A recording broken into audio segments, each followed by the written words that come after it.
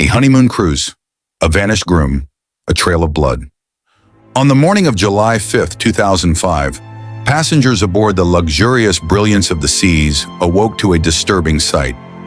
Bloodstains smeared across a small ledge beneath a private balcony. 26-year-old George Smith IV, a newlywed from Connecticut, had seemingly vanished overnight, leaving behind more questions than answers. What was meant to be a dream vacation had turned into a nightmare. A husband gone without a trace, a wife found unconscious in a different part of the ship, and a night filled with drinking, gambling, and unsettling company. Had George fallen? Had he been pushed? Or was there something even more sinister at play? To this day, the case remains one of the most perplexing mysteries at sea, riddled with conflicting accounts, suspicious behavior, and a haunting question.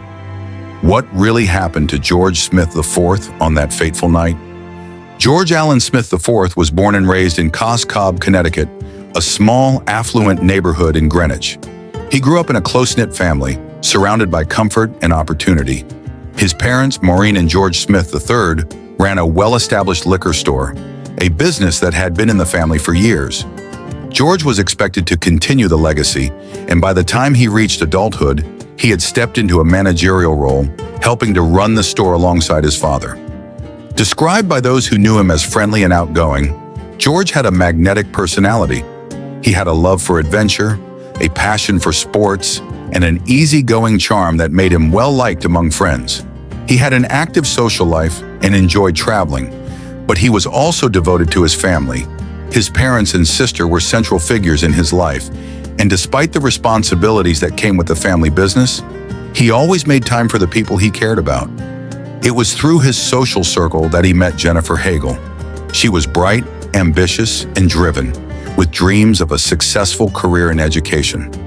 Jennifer had earned a degree in education and was working toward a future as a teacher. She and George had a strong connection from the beginning, sharing a love for travel, good company, and making the most out of life. Their relationship progressed quickly, and after a few years of dating, they decided to take the next step. In late June of 2005, George and Jennifer exchanged vows in a beautiful ceremony surrounded by family and friends. The wedding was everything they had hoped for, a celebration of their love and the start of their new life together. Excited to begin their journey as husband and wife, they planned a honeymoon that promised adventure, luxury, and relaxation. They chose a 12-day Mediterranean cruise aboard the Royal Caribbean's Brilliance of the Seas, a massive state-of-the-art cruise liner designed for comfort and entertainment. The ship departed from Barcelona, Spain, and was scheduled to make stops in several breathtaking destinations, including Italy, Greece, and Turkey. For the couple, it was the perfect way to unwind after the wedding festivities and create memories that would last a lifetime. As the ship set sail, George and Jennifer immersed themselves in the experience, exploring the ship's amenities, dining at elegant restaurants, and enjoying the vibrant nightlife on board. They made new friends, indulged in late-night celebrations, and soaked in the excitement of their honeymoon. But as the days went on, their time aboard the Brilliance of the Seas took a different turn. The celebrations, the new friendships, and the carefree spirit of the honeymoon, all of it led to a night that would change everything. July 4th, 2005. The Brilliance of the Seas was well into its journey across the Mediterranean, sailing toward its next destination. On board, George and Jennifer Smith were embracing the honeymoon experience, relaxing, socializing, and enjoying the luxuries the cruise had to offer. That night, the ship was alive with activity. The bars and lounges were crowded, the casino was buzzing with excitement, and guests were celebrating. For George and Jennifer, it was another evening of drinks, games, and conversation with fellow passengers. The couple made their way to the ship's casino, where George joined a poker game. Gambling was something he enjoyed, and with the night still young, he was in good spirits. Jennifer moved through the casino, chatting with other guests and eventually heading to the ship's nightclub. As George played, he was joined by a group of men he had become friendly with: Josh Askin, a 20-year-old student from California, and the Rosenberg brothers, Greg and Zach, along with their cousin, Rusty Kaufman. They were young, energetic, and known for their partying habits on board. As the hours passed, drinks kept coming, and George showed no signs of slowing down. Witnesses recalled him appearing heavily intoxicated, his speech slurred, his movements unsteady. At one point, Jennifer returned to the casino and reportedly became frustrated with George's drinking. A disagreement followed.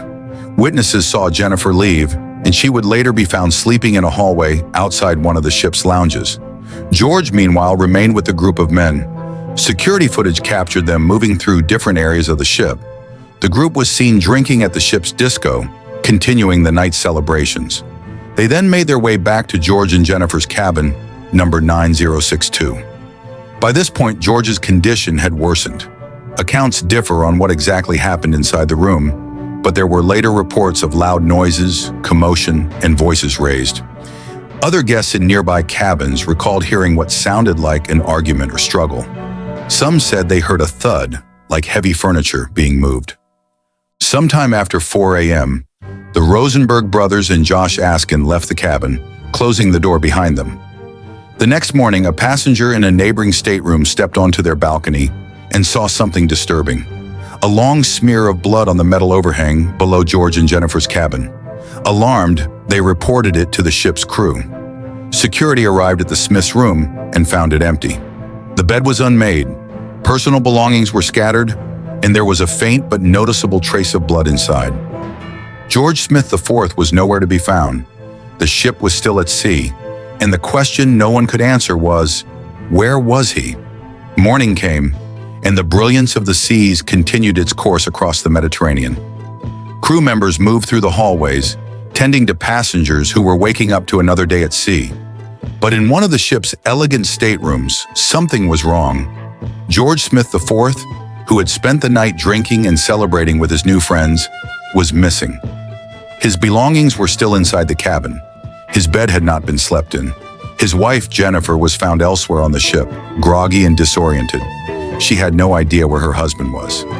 Then outside their cabin, a troubling sight: bloodstains on the overhang beneath their balcony. The alarm was raised and ship security was notified. A search began, but there was no sign of George anywhere on board. As the ship neared its next port of call in Kusadasi, Turkey, authorities were contacted. When the vessel docked, Turkish police came aboard to begin their investigation. They examined the cabin, spoke to crew members, and questioned Jennifer, who was still struggling to recall the previous night's events.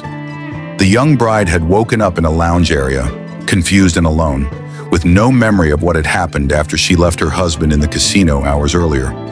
Meanwhile, the bloodstains outside the cabin raised urgent questions. The marks stretched along the white metal of the ship's exterior, just below the balcony railing. Was this evidence of a violent struggle? Had George fallen overboard, or had something else taken place in the early hours of the morning? Turkish authorities faced immediate challenges. The ship had continued sailing for hours after George disappeared, meaning crucial evidence may have already been lost. The stateroom had not been sealed off right away, allowing potential contamination of the scene. By the time investigators examined the area, passengers and crew had already come and gone. Some items inside the room appeared disturbed, but without clear documentation of how the cabin looked before security arrived, it was difficult to determine what was relevant. Interviews were conducted with key individuals, including Josh Askin and the Rosenberg brothers, the last people known to have been with George that night. They told authorities that George had been highly intoxicated, barely able to stand. According to their account, they had helped him back to his cabin before leaving him alone to sleep it off. They claimed they had no idea what had happened to him afterward. While Turkish investigators gathered what information they could, Jennifer was urged to return home. Royal Caribbean arranged for her to leave the cruise and fly back to the United States. But George's parents were not satisfied. They wanted answers. The case quickly attracted media attention. Back in the U.S., George's family pressed for an in-depth investigation, demanding to know why Royal Caribbean had not done more to preserve evidence or alert authorities sooner. The FBI soon took over, treating George's disappearance as a potential crime. Over the next several months, agents pieced together witness statements, video footage, and forensic findings. One of the most disturbing pieces of evidence came from a grainy, late-night recording taken after George had vanished. In the footage, a group of young men, including some of the last people to see George alive, laughed and made remarks that seemed to reference his fate. Their words were vague, but the tone was unsettling. They spoke of someone being missing, of people keeping secrets. To many, it sounded like they knew more than they were saying. Several theories emerged. Some believed that George, heavily intoxicated, had fallen overboard by accident. Others suspected foul play, that an argument had escalated inside the cabin, leading to violence. Some pointed to robbery, suggesting that George may have been targeted for his winnings from the casino. Yet despite extensive investigation, no arrests were made. The FBI continued to pursue leads, but as time passed, the case remained open, with no definitive answers. George Smith IV had vanished at sea, and what happened that night remained a mystery. Despite years of investigation, extensive media coverage, and countless theories, no criminal charges were ever filed in the disappearance of George Smith. The FBI conducted a lengthy inquiry, interviewing witnesses, analyzing forensic evidence, and reviewing surveillance footage from the brilliance of the seas. But in the end, no arrests were made. No official suspects were named, and no one was held accountable for whatever happened to George in the early hours of July 5, 2005. For George's family, the absence of criminal charges was devastating. His parents, Maureen and George Smith III, had fought relentlessly for justice. They believed their son had been the victim of a crime, not an accident, and they accused Royal Caribbean of failing to secure evidence and protect their passengers. They pushed for more answers, but as the years passed, the case remained open with no resolution. While the criminal investigation stalled, a legal battle unfolded in civil court. In 2007, Royal Caribbean reached a financial settlement with George's estate, agreeing to pay $1.1 million. The cruise line insisted that it had cooperated fully with investigators and had done everything possible in response to George's disappearance. But for many, the settlement felt more like a way to close the case rather than a true effort to seek justice. The settlement itself became a point of tension. Jennifer Hagel Smith, George's widow, accepted the agreement, but George's parents strongly objected. They argued that she had agreed to the deal too quickly and that the cruise line was escaping accountability. They also questioned why she was making decisions about the case when they felt she had not done enough to push for further investigation. Jennifer defended her choice, stating that the settlement would allow her to move forward while also funding efforts to improve safety measures on cruise ships. She worked with lawmakers to advocate for stronger regulations, aiming to prevent similar tragedies from happening to other families. She also expressed her own grief, saying she had lost the man she loved and would never truly know what happened to him that night. But for George's parents, the legal settlement did not bring closure. They continued to seek new evidence, hoping that someone would eventually come forward with the truth. They believed that key witnesses had withheld information, that the events of that night had been misrepresented, and that somewhere, someone knew exactly what had happened to their son. The public reaction was divided. Some felt that Jennifer had done what was necessary to move forward, while others sympathized with George's parents, who refused to accept that the case was over. True crime enthusiasts, journalists, and online investigators continued to analyze the case, debating every piece of evidence, every witness statement, every possible explanation. To this day, the disappearance of George Smith IV remains an open case. The FBI eventually closed its investigation in 2015, citing a lack of evidence to bring criminal charges. No one has ever been arrested. No definitive explanation has ever been given. And for George's family, the most painful question of all remains unanswered. What really happened to him that night? The disappearance of George Smith IV was not just a tragic loss for his loved ones. It was the beginning of a fight that would last for years. His parents, Maureen and George Smith III, refused to accept that their son's case had no answers. They pushed for justice, hiring private investigators, speaking with the media, and urging authorities to reopen lines of inquiry that had seemingly gone cold. Every holiday, every anniversary of George's disappearance was another painful reminder that the truth remained out of reach. For the Smith family, the most agonizing part of their ordeal was knowing that people on that ship, people who had spent time with their son in his final hours, might have held information that could have explained what really happened. They were convinced that key details had been left out, that critical evidence had been overlooked, and that somewhere someone knew more than they were willing to admit. The unanswered questions haunted them. Had George been the victim of a robbery gone wrong? Had an argument inside the cabin led to violence? Had he been pushed? Jennifer Hagel Smith, George's widow, also faced public scrutiny in the years following the tragedy. Her decision to accept a settlement from Royal Caribbean placed her at odds with George's parents, and their relationship became strained. Jennifer defended her actions, saying that she wanted to honor George's memory by advocating for change in the cruise industry. She worked with lawmakers to improve safety regulations, arguing that stronger protections for passengers could prevent similar tragedies in the future. The case sparked discussions about security on cruise ships. Questions arose about how well cruise lines handled emergencies, how they responded to crimes at sea, and what legal options were available to victims' families. Critics pointed out that cruise ships operated under complex maritime laws that sometimes made investigations difficult. If a crime occurred in international waters, jurisdiction could be unclear, and different countries might have conflicting rules on how to proceed. The tragedy of George Smith's disappearance became one of the key cases that led to increased public pressure for reform. In 2010, the Cruise Vessel Security and Safety Act was signed into law. It required cruise lines to implement stricter security measures, including better surveillance, improved reporting protocols for crimes at sea, and mandatory peepholes and security latches on cabin doors. It was a step toward accountability, but for George's family it was not enough. Over the years, George's name continued to surface in discussions about cruise ship safety.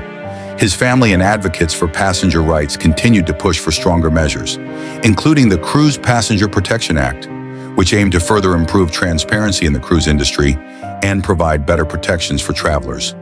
Yet despite all the changes that came in the wake of his disappearance, one fundamental truth remained.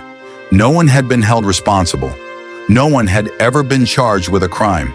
The FBI officially closed its investigation in 2015, stating that they had found no evidence to support criminal prosecution. The case was left open-ended, unresolved. For George's loved ones, the wounds of that night in July 2005 never fully healed. His parents continued to seek new leads, hoping that one day someone would step forward with the truth. But with each passing year, the chances of getting answers grew smaller. The case of George Smith IV remains one of the most enduring maritime mysteries of modern times. The facts are known, the timeline is established, and the witnesses have spoken. But the truth may still be out there, somewhere beyond the waves. What do you believe? Was justice served in the case of George Smith IV, or does the truth remain adrift at sea? George Smith IV boarded the brilliance of the seas for what should have been the beginning of a new chapter in his life. Instead, he vanished without a trace, leaving behind unanswered questions, a grieving family, and a case that remains open to speculation nearly 2 decades later. Was George the victim of a robbery? Did a confrontation inside his cabin lead to something more? Or was it something else entirely, an accident that was never fully understood? The evidence has been examined, the witnesses have been questioned, and yet the truth remains just out of reach. Now we want to hear from you. What do you believe happened to George Smith IV on that fateful night? Do you think justice has been served, or is there still more to uncover? Let us know your thoughts and theories in the comments below. If you found this case compelling, don't forget to like this video and subscribe to the channel for more in-depth true crime stories. We explore cases that challenge investigators, shock communities, and leave behind lingering mysteries. Be sure to check out our other videos covering unexplained disappearances at sea and cases that continue to baffle experts. Thank you for watching, and as always, stay curious, stay questioning, and stay tuned for the next case that demands a closer look.